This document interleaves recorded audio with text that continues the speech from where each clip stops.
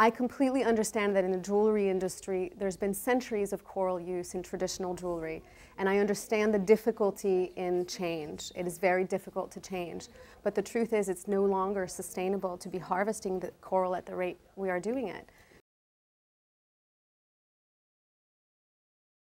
By listing pink and red coral in Appendix 2 of the Convention on International Trade of Endangered Species, we create a regulation.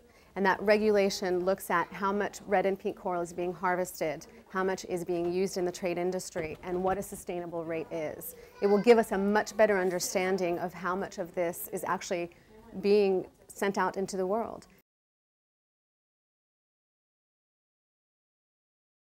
Currently, there are 30 to 50 tons of coral traded per year. If we have it listed under Appendix 2 in CITES, we are much more able to control how much is being harvested and where it's going. Excellent. Protecting and saving coral is important because the coral is a cornerstone to an entire ecosystem. The ecosystem is the coral reef system. You take away the coral, you are impacting 25% of marine species that depend and live on that marine ecosystem. You go one step further and you think about the fishermen that depend on that fish for their livelihood, and then us as consumers that eat that fish. You take away the coral, that entire system breaks down.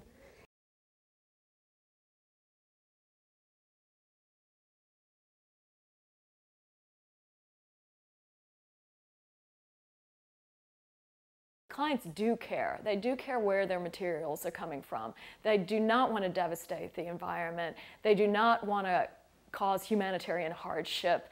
So it's very important where their diamonds are coming from, where their gold is coming from, and when informed, I think, where their coral is coming from. There are many alternatives to get a coral look, and I think that's what they're looking for. They're looking more for the look than for certainly a material that is causing ulterior damage.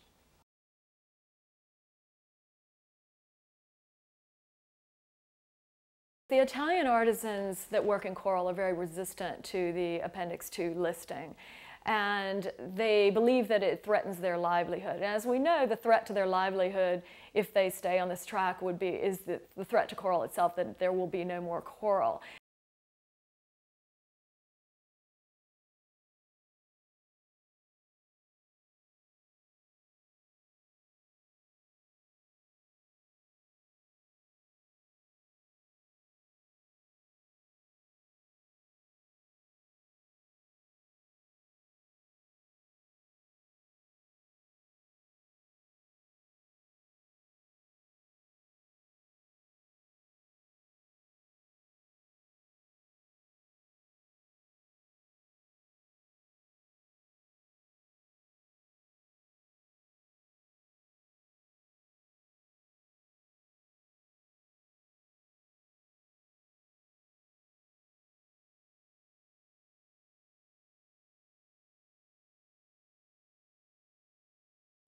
Traditionally, Tiffany & Company has sold coral, like most jewelers, and then when we started looking into and understanding the plight of the oceans and the condition of coral, we realized that coral was not sustainable, and therefore it would be totally inappropriate for Tiffany to sell.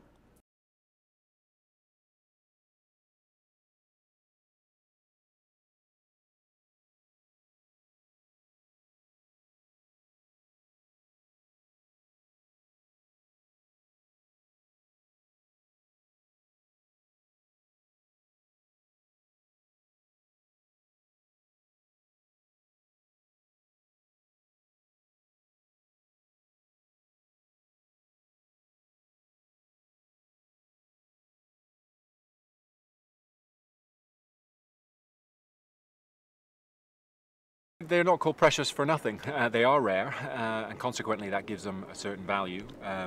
The problem, of course, is that because they are rare and because they're slow growing and because we don't really know how many of them are, and the stocks that we do know about are shrinking rapidly, the idea is that if we continue to use them in jewelry, in addition to all the other threats they face, then their future doesn't look too good. And jewelry and It seems to be one of those activities that we could quite easily remove, give these corals a fighting chance to deal with those other stresses that they have to face, like climate change and ocean acidification and habitat destruction.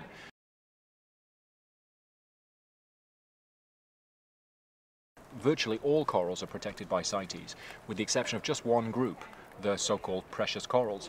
And I think it's no coincidence that the corals that are deemed precious, that per gram are actually worth the most in financial terms, are the ones that actually have the least protection in terms of international trade. So it's really a loophole that I think is being exploited for profit.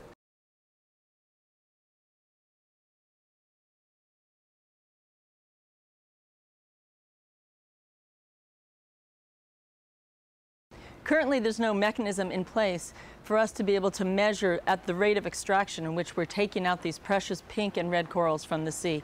And a CITES listing will actually give us that science-based information to be able to make sound market decisions.